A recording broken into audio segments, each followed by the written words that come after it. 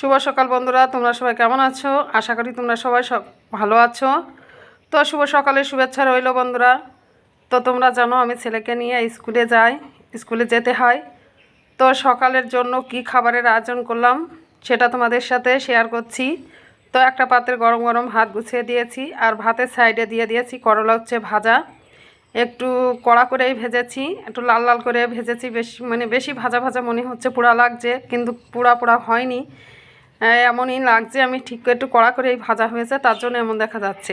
আর করেছি ঝিঙে দিয়ে আলু দিয়ে আর কাঁঠালের দানা দিয়ে গামাখা করে ঝোল করেছি।